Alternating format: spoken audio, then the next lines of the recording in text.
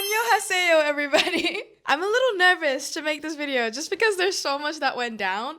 But welcome to the official, well, kind of, Q&A session of Shieri's experience on Street Dance Girls Fighter Season 2. Now, here is proof that I was on the show. That's me. I had like red hair during that time, which I think made me a little more recognizable, but now that I have black hair, I had heaps of people commenting on my TikTok that kind of like blew up. People were saying, oh my god, that's you. And I'm like, yeah, girl. I'm just a black-haired baddie now because I'm healed.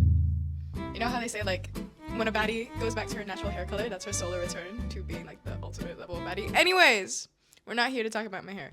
We are here to unpack the phenomenon that was Street Dance Girls Fighter. A little bit of background.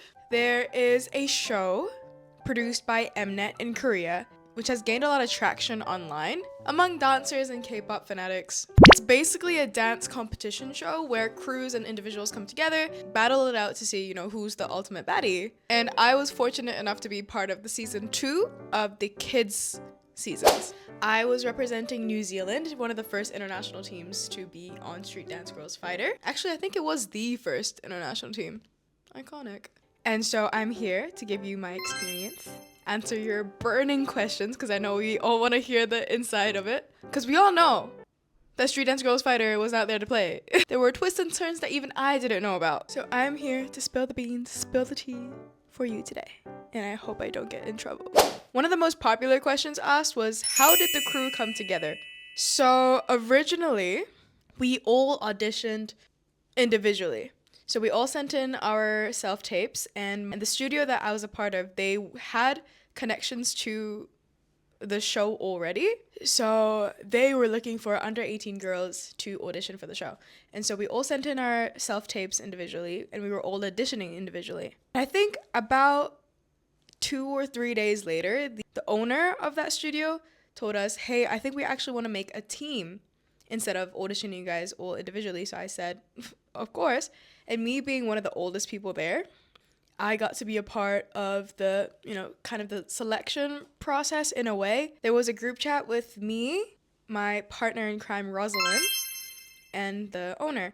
And we were just throwing out names of kids that we think are iconic in the New Zealand dance scene and would do well in the show. And that's how we kind of, you know, made that list.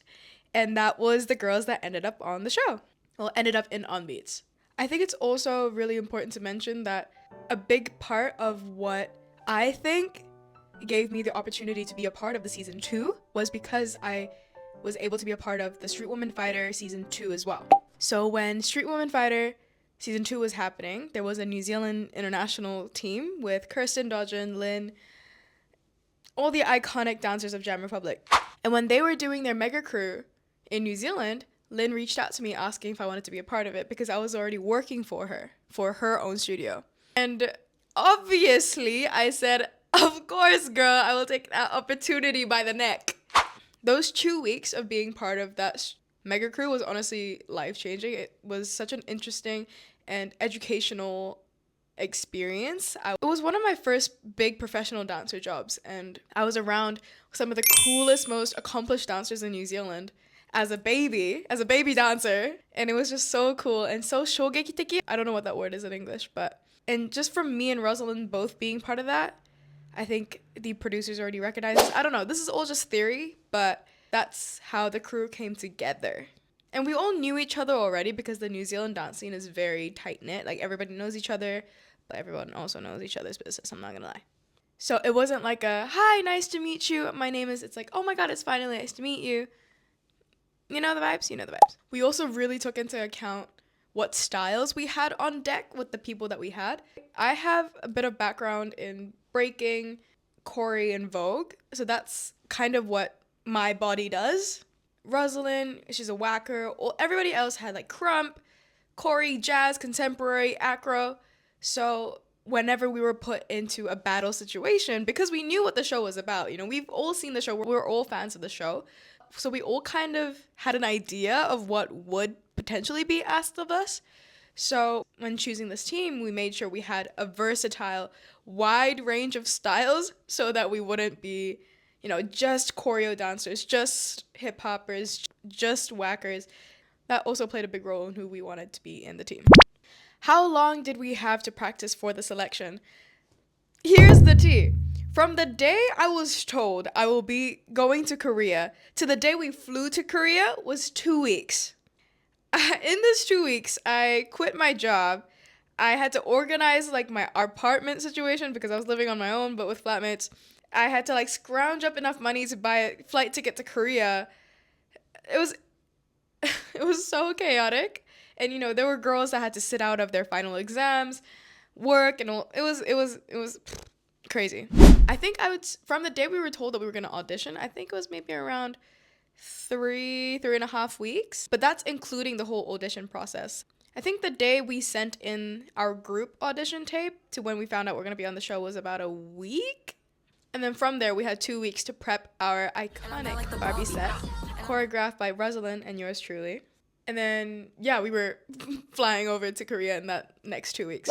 Those 2 weeks was so important and vital, I think, to our performance because, you know, as you know, our performance was iconic. And I definitely credit our studio manager for how good we looked on stage and how put together we looked. In the 2 weeks, she put us through an intensive freestyle training because she came from a really strong freestyle background. So she did the most in preparing all of us in our respective styles, and I'm really, really grateful for that training. To answer that question, we had around 2 to 3 weeks to prepare everything, and then we flew. But I think it's really also important to mention that we were all individually training really hard years before this show came about. I already was a working dancer, and I had around a year of intensive dance training under my belt. Additionally to the 6-7 years I've already been dancing prior. Rosalyn, she is an icon, living icon. And she's been a living icon, well, at least in my eyes, for years. She's been training her ass off for years. So that girl was prepared for anything. And all the other girls, they've also been training in their respective studios and respective styles for years. So it's not like we all learned how to dance in that 2 weeks. We've all been, you know, locked in, working at our craft for years until this opportunity came about. And it was really just bringing everybody together and harmonizing the skills that we already fostered within us. So it wasn't like 2 weeks learn how to dance and we were on the show. Not at all. We were all already working dancers, training dancers, performers, and all that. Was I impressed by the Korean dancers? Absolutely. I already knew Korean dancers were just on another level, but to be in the same room as them and to hear how they trained and saw how they trained, absolutely insane. I'd say the way Korean dancers train is completely different to the New Zealand scene. The New Zealand scene also equally hardworking, but I feel like the Korean dancers are very focused on skill and like a textbook way of dancing. So everybody is so high level. It's so crazy. But New Zealanders, I feel, in my opinion, rather than focusing on skill, they're more focused on individuality. So it was really, really interesting to see this two, you know, cultural differences within the dance scenes. Everybody that we met on the show, off the show in Korea was just so nice and so welcoming, so respectful, so friendly, and so humble too. I don't know if it's similar to Japan where the humbleness feels very performative. I'm not gonna lie. No tea, no shade. But people genuinely were so nice. And we, like, backstage would be talking to them. Or, like, you know, when you saw us walking into the room where there's, like, 200 kids, you wouldn't guess from the way that they spoke about themselves that they were absolute battle monsters. Like, I was probably talking to one of the girls from Hook, I think. And we were just talking, like, how many years we've been dancing, all that. They were so humble, like, so like, oh yeah, I've been dancing. And then I see them battling, and I'm like, where was that? Where did that come from? I was absolutely so gagged with the level of dance people were at. You can just tell that everyone's so hardworking, and because the show is so popular and such a big thing in Korea, everybody's been working so hard, and you can tell you can see the fire in their eyes. And like just seeing how they're training backstage or how, you know, they're preparing themselves, that made me want, as the leader, that made me super aware of who we were going against and what we had to be prepared for to go against, to be respectful to everybody else. You know what I mean? I think it was really, really valuable for us to see that as international dancers, how hardworking the Korean dancers are to be in the same place that we are there. I think that was one of the biggest motivators for us, or at least for me when I was on the show, to see how hard everybody was working. That made me like, okay, no, I also have to lock in. And to have the opportunity to be in the same room as them was just such a dream come true. And I still think about it to this day. Was it overwhelming performing? I think the day we were on that shoot was probably the most nervous I have ever been in my whole life. I struggle with anxiety on the daily, but that level of nervousness, I literally thought I was gonna die. But I had to hold it together because I was the leader, and I had like people under my care.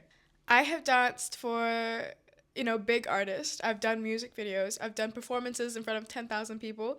But the shooting for this audition was the most nervous I've ever been in my entire life. I felt so much pressure of this being my big break, It was this world stage that I got to showcase my skill and my team skill and represent New Zealand. And I felt so much pressure for it to be perfect and for me to be super animated for the show and to make this count because it was such a big opportunity. I think that weight was really affecting my mental. Do I think that nerve really helped me motivate my crew, keep us together, and perform the way that we did? Absolutely. Was I enjoying that nerve? Absolutely not. So we were on the show. The call time was something around like 5 or 6 a.m. And we saw, everybody line up outside the television studio, and we were all, and just from seeing that, we were like, oh shit, okay, things are about to go down. Everybody's looking so good. And it was maybe an hour or two until we were called into the shooting.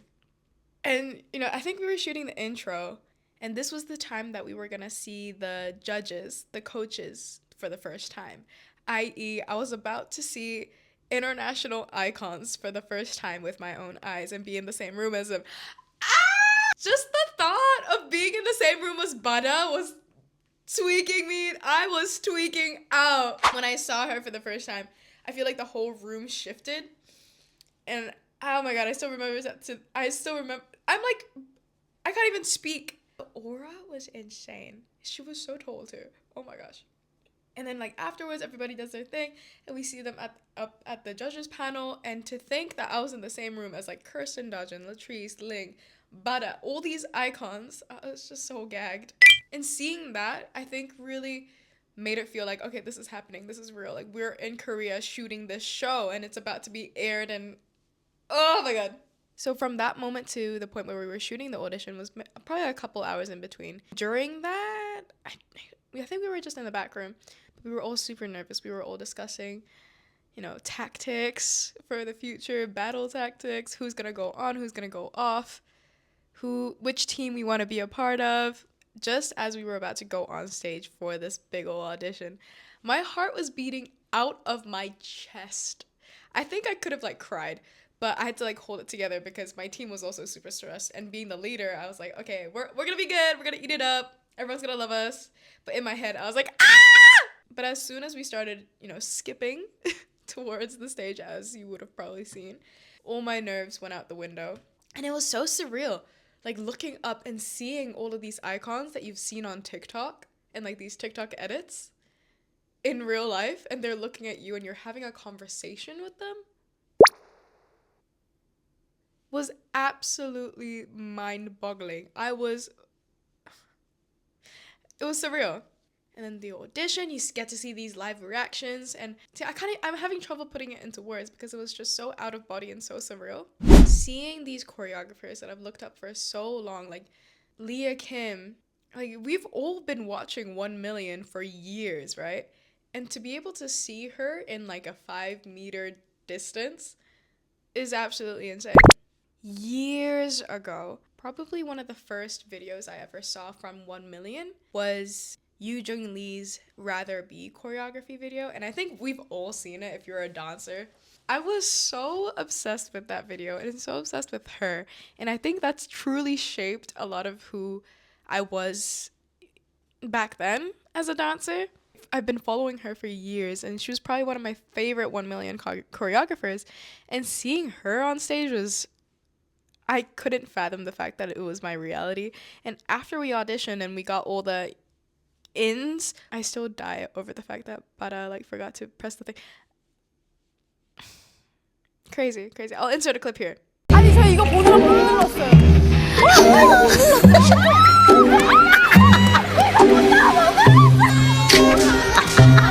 But anyways, as we were walking off the stage, she was coming down either to go to the bathroom or something.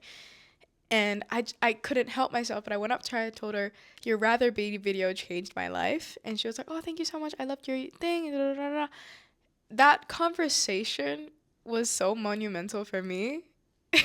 Just because I felt like I was doing something for younger Shieri. And it felt like a full circle moment because at the time that I found this video, I was very much a baby dancer. And now I'm on the same show as this person that I admired so much, to the point where we're having the same conversation. And it was motivating, it was inspiring, it was nostalgic, it was everything under the sun. It was so special.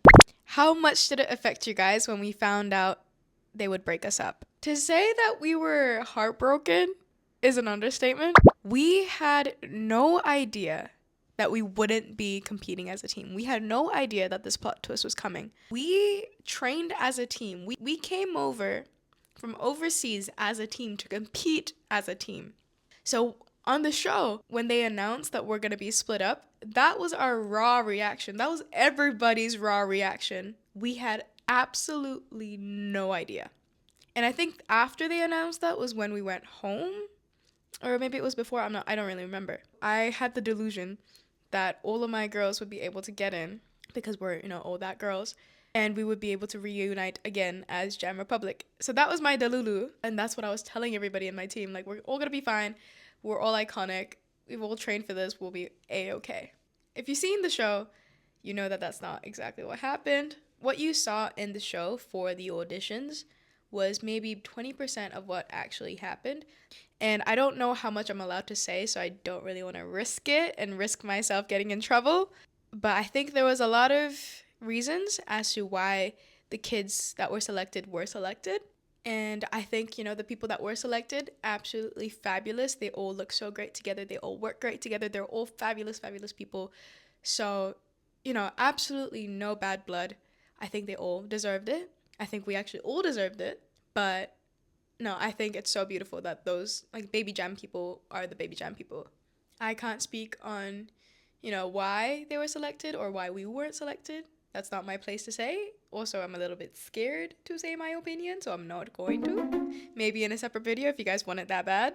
But no, the night that we came home after that audition, when most of us got chopped, it was a very, very depressing night, let me tell you. I was super down. Everybody else was super down because we sacrificed so much to be on this show, and for us to be chopped the second day there, it was really disheartening. And for a lot of us, it felt like that was going to be our big break. We're all very young. We're all very excited about this opportunity, and it feels like this is the make or break moment in your dance career. And when that's taken from you in a split second, it feels like your career just ended. And it feels like everything you sacrificed for yourself and for you to be in that opportunity was for nothing. So that was a very, very dark night for us and what I saw of the girls. It was a very, very sad and hard time for the ones that made it through and for the ones that didn't, especially the ones that didn't. So from the next day, we were all planning on when we're going to go back, who's going to fly back first, what we had to do, what were we going to do in Korea. I decided to stay a bit longer just because I have my financial reasons. I was the only adult in this team. So, I was living on my own. I had my own responsibilities. I had my own money. Everybody else had their parents there with them or family members. I was kind of just on my own. So I had the freedom to decide, and I wanted to stay in Korea a bit longer just because I wanted to train there. I wanted to make friends there. That was probably the best decision I could have made for myself because, I was down in the dumps, super sad that this didn't work out. But then in a couple days later, I get a message from Kirsten Dodge's team asking to be a part of her job, completely separate job to Mnet. But that was probably one of the coolest jobs I've ever had in my life. And I made so many beautiful, talented Korean dancer friends from that opportunity. And if I didn't choose to stay, that wouldn't have been possible. If I was part of the show, that wouldn't have been possible. So, you know, not to be woo-woo crystal universe girl, but that was such a pivotal moment in me believing that everything happens for a reason. Universe's timing, divine timing. Like, I wouldn't have been able to deliver, to serve in that job if I wasn't training the way that I was. I wouldn't have the time to be on this job if I was part of the show. It just felt like a crazy magical coincidence to me. Having that saved me both financially and mentally. Best memories. The whole around 2 weeks we had together, I think that whole 2 weeks was such a beautiful, beautiful memory that I get to cherish for the rest of my life. We were all sleeping in the same room, so it just felt like a one big sleepover for 2 weeks. The girls that were chosen were going in and out of the hotel room just because of their training schedules, but the rest of us were just, you know, having fun, giggling around in Korea after we got over our depressive phase. We were trying out different foods, we were going out to markets, we were going to Hyundai together, we were going to classes together. And after the first episode aired, a lot of people in Korea, especially in the dance scene, started to recognize us, so that was our little taste of fame. People wanted pictures, we felt like celebrities, and we were like, this is fabulous. And all of our Instagrams and TikToks started to blow up. We started to see DMs, edits. It was all surreal after that first episode aired. It really hit us that we were part of the show, and it was just such a beautiful opportunity. Like, we were just walking down the street, and people would ask, "Oh my God, are you guys on Beats?" And we're like, "Yeah." They're like, can we have a photo? And we're like, "Can we have a photo actually? Because this is not feeling real right now." So that was so beautiful, and to be able to experience that with people from, you know, your hometown and the people that you trained with so hard, it was so, so special. And yeah, I think that's just a beautiful memory that all of us get to have.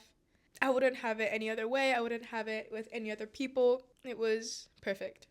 We got to try the raw marinated crab from the markets. I think the one we bought was actually spoiled. Like, it wasn't very fresh. So I wasn't the biggest fan of it. My friend was.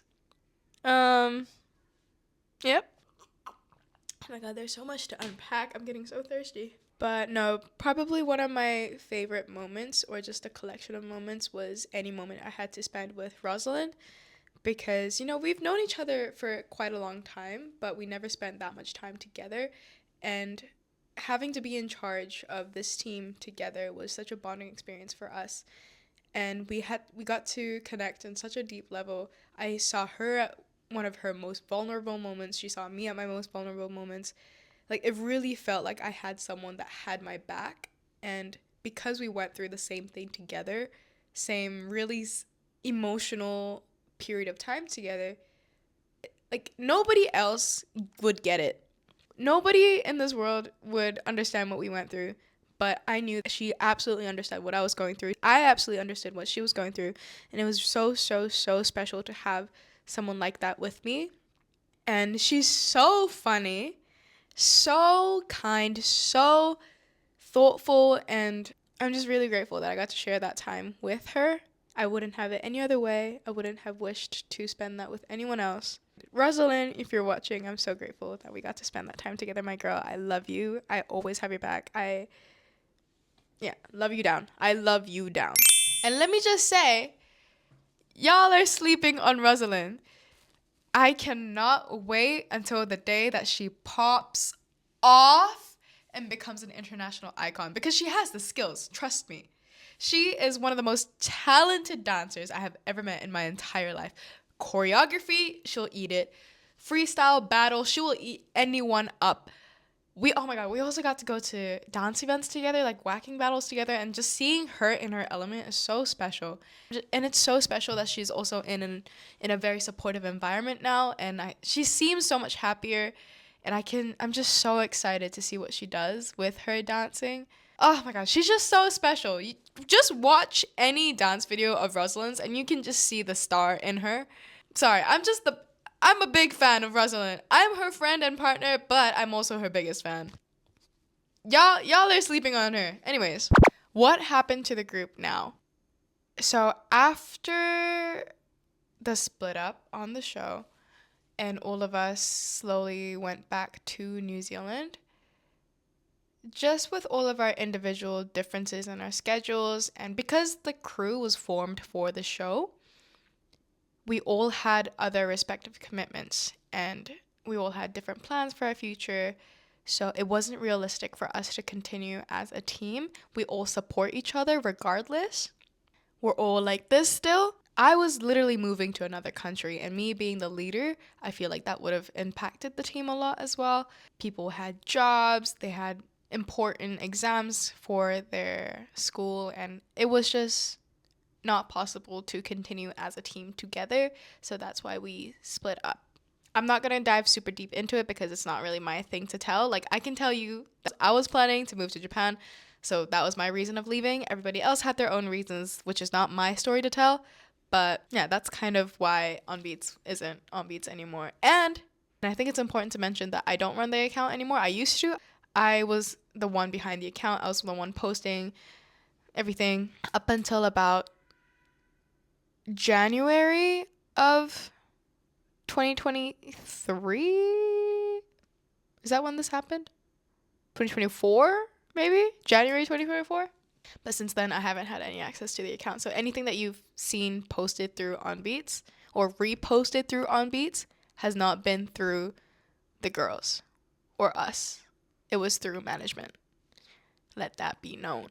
No tea, no shade. If you're part of the New Zealand dance scene, you would know what I'm trying to say. But anyways, are we still in contact? Absolutely. At least I am. I don't know anybody else's, but all of the girls are still my girls. Bella is eating it up internationally. She's an icon. Rosalyn's still my girl. We all still support each other. We're all still in contact. Like for me, prior to me filming this video, I just had to check in with all the girls, making sure that they're okay with me filming this video, what they're okay with me saying. We're all good. We're all good with each other. Everyone's doing well. Everyone's thriving.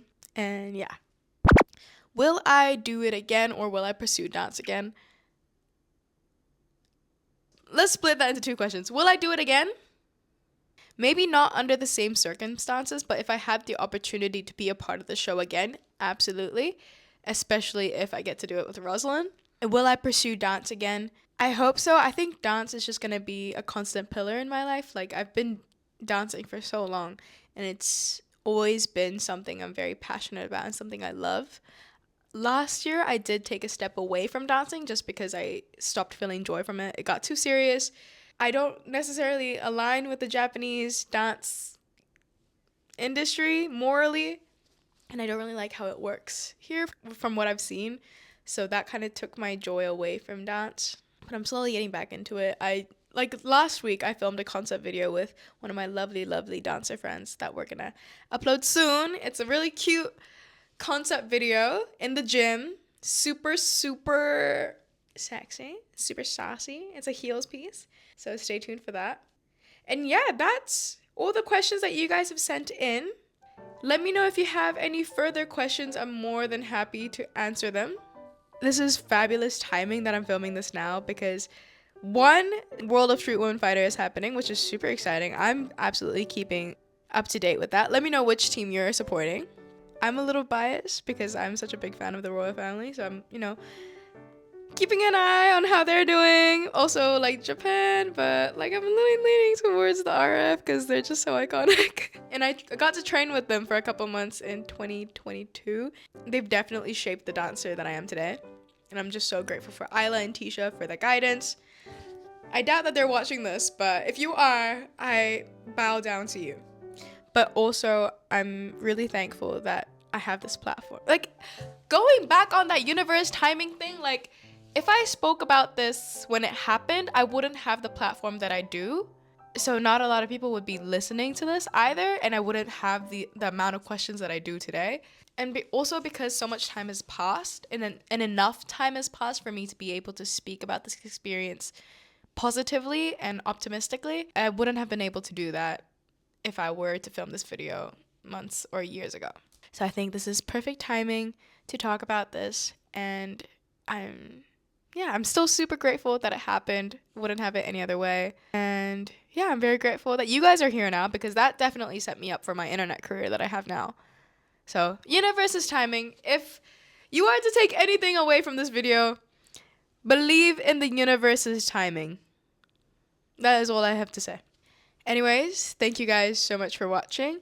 You can find me on Instagram, TikTok, anywhere. I'm chronically online. If you'd like me to make more dance-related content, let me know in the comments. Because I've been stepping away from dance, like content-wise. If you'd like me to bring it back, I absolutely can. So just let me know in the comments. If you made it this far, comment, are they ready for this? If you know, you know. As always, I love you guys so much. And I will see you all soon. Bye! 사랑해요!